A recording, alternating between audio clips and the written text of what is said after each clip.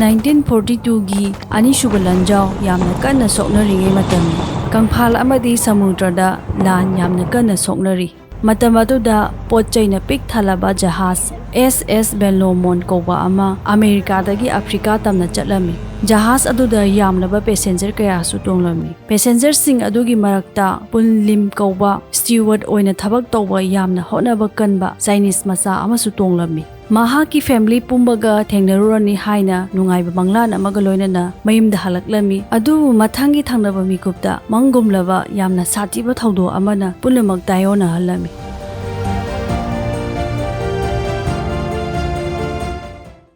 नवेंबर की तांग 1942 अयुक्त खंगौदना Atlantic ocean दा German की सबमेरिन अमना डायरेक्ट बेलोमोन जहाज असिदा बॉम्ब कासिंदुना थुगाइरमी जहाज असी सरुक कया थोना यामना साथिना मसित काइरमी अमदी मैना चाकपगा लोइनना तमना तमना इसिंग मनुंगदा लुपसिनबा हौरमी पैसेंजर कयादगी कनबियो हाइबा खोंजेलतना पुंगनिन निलमी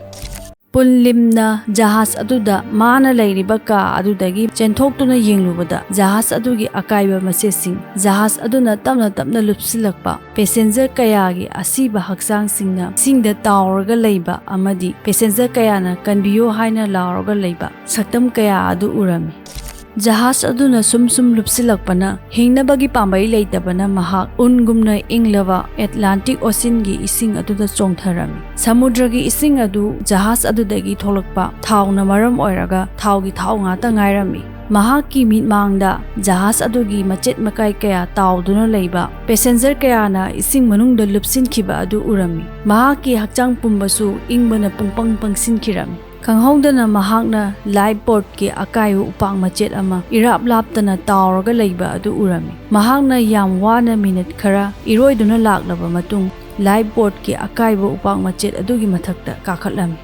महाक मतम अदुदा अदुकी मतिक यामना वारमी इंगमनबना थक निगलमी अमदी खोंजल फावो थोकलमदे महाकना माइकई मरी येंथोकलुबदा ngमखै लैतैना पाकलबा इसिंग इपाक अमदी सुपनगी लाइफ बोट की अकाइबा उपाक मचेत अदुदा तोंगलिबा महाक मसा खकनतना पाकलबा समुद्रगी इपाक अदुदा कना अमत सुरमदे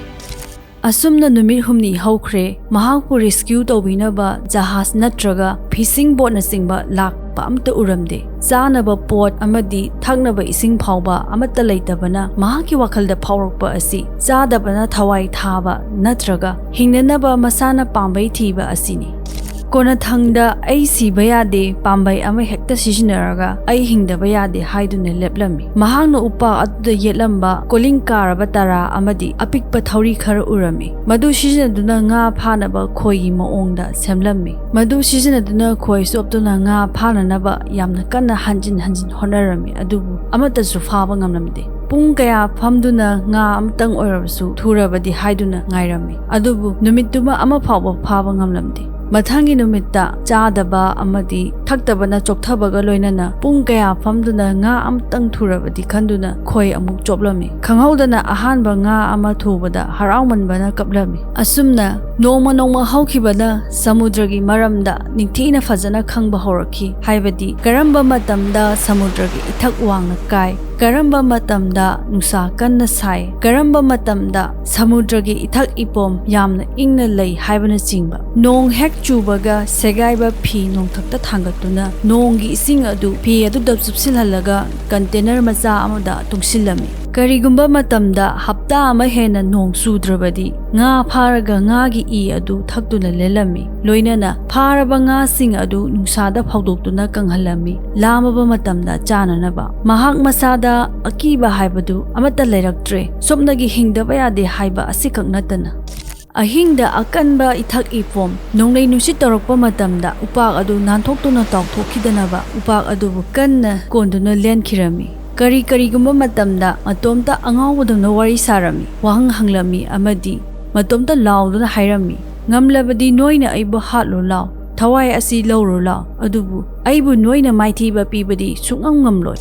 Matam asum haukhibana tha ama henkre noma khanghaudana samudragi uzek ama magi manak nakna pairaklami amadi mahakna phogduna thamliba nga adugi manam tabadagi chanana ba honarami tanja aduda mahakna semkiba khoi yawba thauri sijinaraga yamna wana uzek adu pharami uzek adu hingna chaba horokpada uzek adugi isingda takhiba miku kharagi matungda khanghaudana mahakna tongliba upak machet adugi akoibada isingi ithak ibom karami amadi upak adusu khangnom nomlami khanghaudana sak ahum upak adugi akoibada koilei leiduna senaduna leiba adu urakhi aihak hingdabadi yade kari pambai sizinagani khanbaga loinana mahakki mihul adu kana chonglami mahakna tonglagliba upak adugi machet ama sizinaraga mahakki manak naksilakpa saksing adu upak machet aduna thin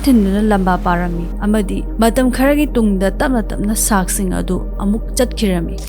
noma haukhibana hapta kaya haukhre hapta dagi tha kaya haukhre masada gari natraga calendar na singba amatta yaudabana matam natraga ngasi kari numino haibra singba karimta khanglamde mana khangba haibabu ngalingai matamdana numit amadi numidangdana tha thawar mi chakhaktani babna saraga ngasi din numit masing asi sure haina thijerami numit masing yamlakbana masa aduki matik soksilami amadi upang machet adu mahaki yamna luna tinaba marukum khalaktuna angaubugum upang machet aduga wari sarami karigumba matamda samudragi arapa mafamda jahastagi thorokpa maikhu urami madu ubuda makutta phi ama haiduna kana laurami amuksu karigumba matamda jahas kayasu yam lapna chatkhiba urami adubu mahakna kanna laujarabasu phi haijarabasu mahakpudi kana amatana ubiramde akanba ising ipom amadi nonglei nungshitna nongna arapa mafam amada nongna atopa mafam amada koipu puduna chatlami amadi mahak yam wana samudragi ipak aduda lelami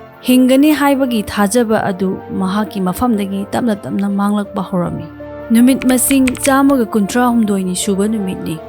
matam kuina phajana chada thaktabana wabana amadi sonanbadagi upak adugi mathakta hiplingai matamda upak adu khangnom namlakhi sak lakpa oirangani natraga arapada chatkhiba jahastagi lakpa isingi ipum oirangani khanki adubu haipet yangthoklubada asengbagi oina mahaki manak tamna Brazilian fishing boat ama lakpa adu uramki mahakna makhut kana haibaga loinana kairaba khonjelda kanbiyo haina laurami fishing boat aduda tongba misak amana pullimbu urakpaga loinana kanano ama leiri haiduna makhoigi boat adu mahaki manak tamna laklami choktharaba chada thaktabana mayang kangsilaba amadi solaba pullimbu saruk tangkhai hena pumtharaba upak amagi mathakta hiptuna leiba adu urami mahakpu makhoi mayam changduna makhoigi boat aduda hek hapchinbaga mahak wakal mangkhirami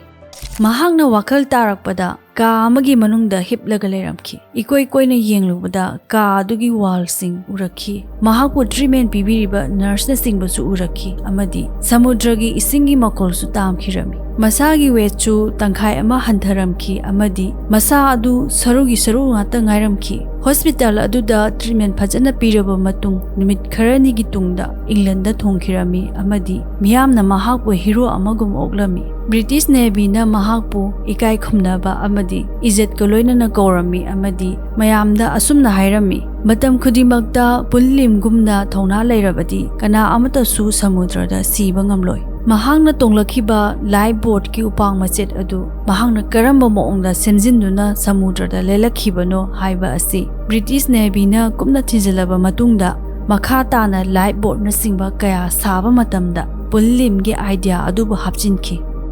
masini misak amana matomta numit chamaga kontrom doini paklaba Atlantic Ocean da subnagi akaiba live boat ki upak amagi mathakta matam sangna kanbinaba amatta laitana leiruraga Hallakkhibagi wari